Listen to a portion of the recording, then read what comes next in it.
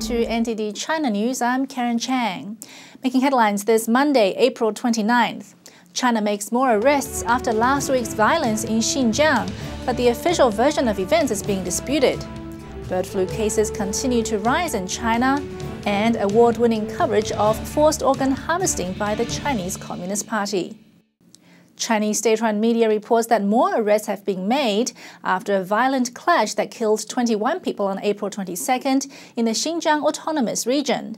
The reports do not say how many people were arrested or provide details on the evidence warranting the arrests. State-run media reported last week that police were attacked by thugs after a house raid on suspected terrorists. The BBC says its reporters went to Xinjiang to investigate, but they were subsequently detained and forced to leave. In a press release on April 24th, the Uyghur American Association says that claims by Chinese authorities of any terror plot should be dismissed. It says Chinese officials regularly use incidents of violence as, quote, evidence of an alleged terror threat to the Chinese state. The statement cites the World Uyghur Congress as saying that the violence actually started after a young Uyghur was killed in an illegal house raid. Last Tuesday's violence was the worst in Xinjiang since bloody riots in 2009. It prompted the U.S. to call on the Chinese regime to carry out a thorough and transparent investigation. There are fresh claims against China's Red Cross Association in the wake of the Sichuan earthquake earlier this month. The state-run charitable organization has been plagued with corruption allegations, with questions over how it is using funds donated by the public. China's Red Cross has people seeing red. The charitable organization is not affiliated with internationally known Red Cross. Instead, the Red Cross Association of China is operated by the government, and that's led many to wonder where donation money really goes. China's Red Cross has been losing public confidence for several years, but the recent Ya'an Sichuan earthquake again put corruption in the spotlight. In particular, a lack of transparency about funds usage has raised some eyebrows. Guangzhou-based Southern Metropolis Daily reports that a group of artists are pressuring the organization to reveal what it did with 80 million yuan, or $13 million in funds they donated from auctioning their artwork after the 2008 Sichuan earthquake. A staff member at the Red Cross told NTD they are looking for answers and will make a statement regarding the claims. Many of China's Red Cross's problems began in 2011 following the Guai Mei scandal. She was a 20-year-old microblogger who claimed to be the general manager of Red Cross Commerce. She posted dozens of photos of herself in luxury cars or clothes, leading many to speculate that she misappropriated donations to furnish her indulgent lifestyle. The scandal was also linked to a major blood shortage in the months that followed. China's Red Cross was forced to investigate and issued a statement claiming Guo had no affiliation with it. Last Friday, the organization denied claims that it was planning a reinvestigation of the scandal.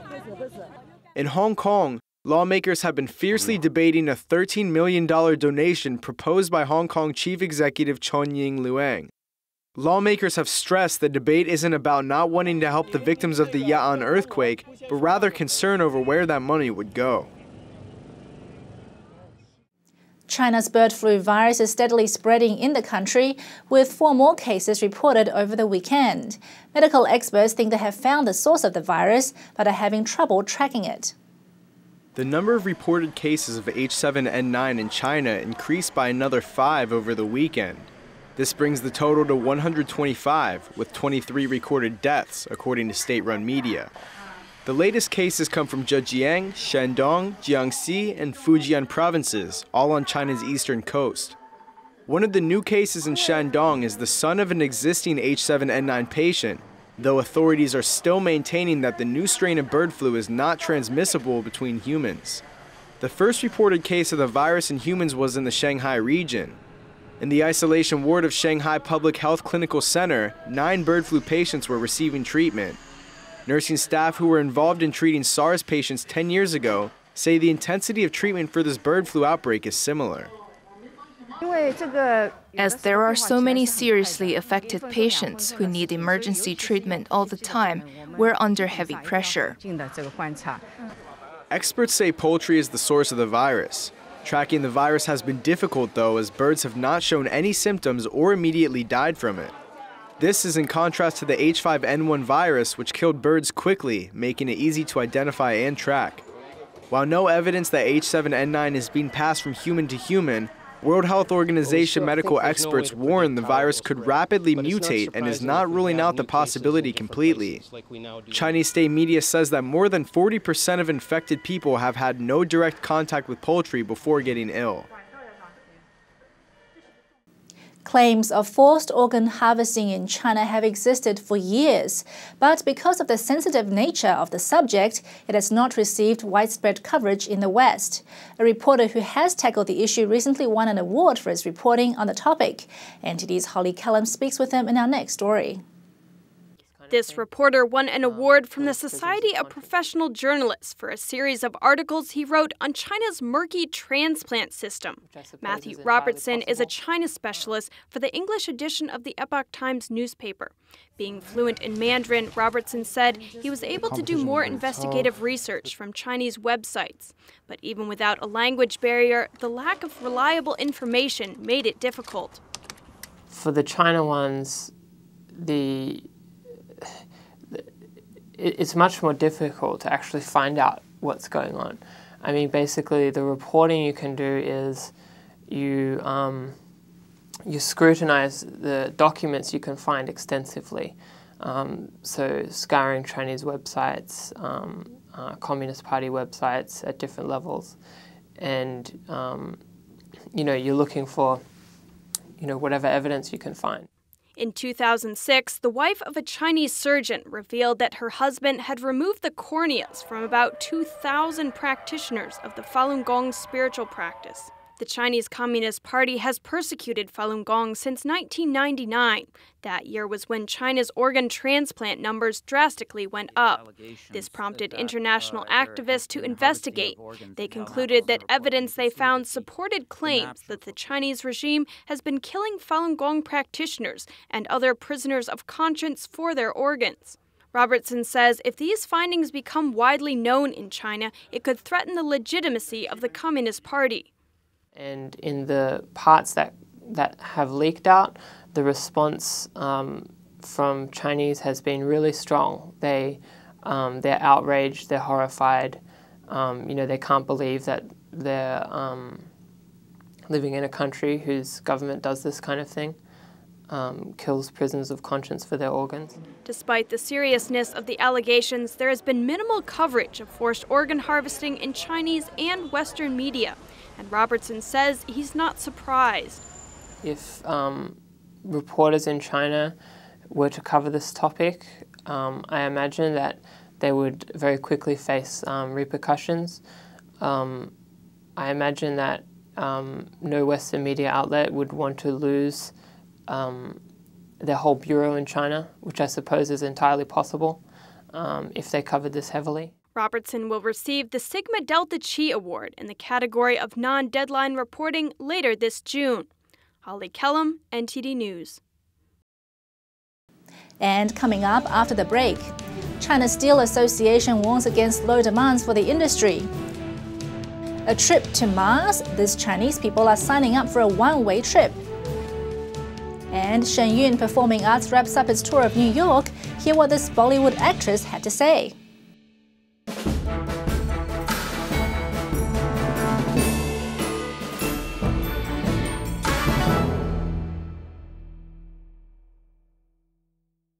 And welcome back.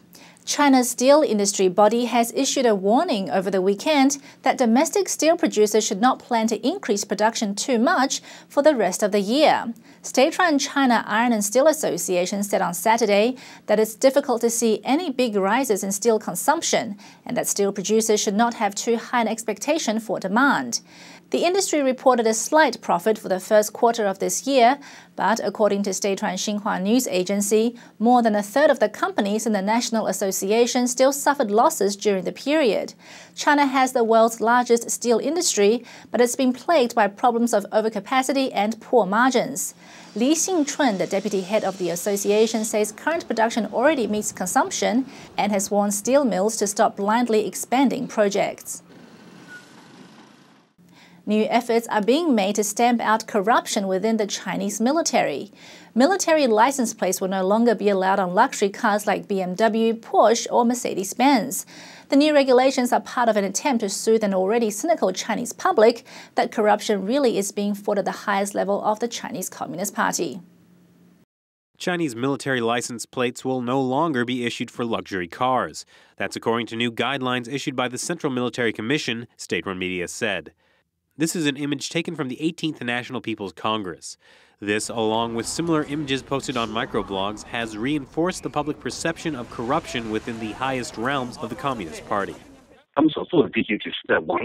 They've been trying to improve the system and fight against corruption.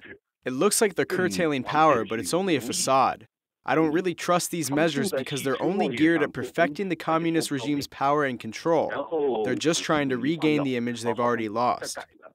Military licenses come with many perks. Not all are legal. A car with a military plate doesn't need to pay tolls, parking fees, or even speeding tickets. But there are also reports that even basic traffic and safety laws are flouted by owners of the license. And since they aren't limited to official military vehicles, military plates have become a much sought-after prize. It's public knowledge that there are a lot of military license plates floating around. Of course, common citizens can't get their hands on one. Military vehicles have all sorts of perks, so the only people who can get one are those special groups like high-ranking officials and those with power. And not all of the license plates are legal either. There are reports of auctioning of the military plates as well as counterfeiting claims.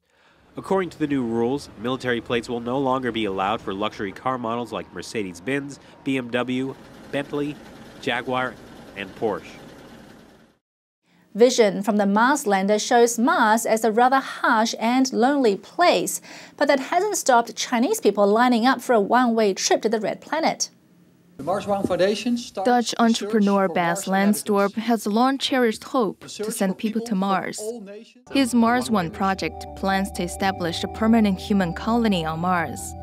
The project was launched on Friday in Shanghai, and there are already more than 600 Chinese lining up for a chance to go. It is really my dream, my ambition to take humans to Mars, and this is just the only way. 2 men and 2 women will be chosen for the colony. But today's technology can't guarantee a return trip. But some remained hopeful. I think resources on planet Earth are diminishing and there's not enough land for development. I think it's a good idea to find a new environment to develop. The new inhabitants of Mars will live in comfy space capsules, covered with Martian sand and rocks that protects them from radiation.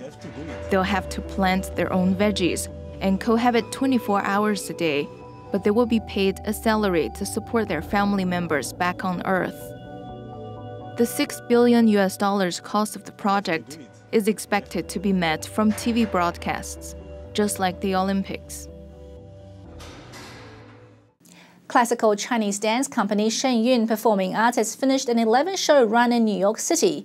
Showcasing China's spiritual culture, a Bollywood actress says it was like a beautiful dream. Bollywood actress Kalpana Pandit was amongst VIPs at the last night of Shenyun's run of 11 shows at Lincoln Center in New York. I came with no expectations and I was like blown away. It's Chinese culture shown like a beautiful dream, and I shall remember this forever. Pandit has been starring in Bollywood movies since the year 2000. Her latest film, Janleva 555, is now in its 25th week in Indian theatres.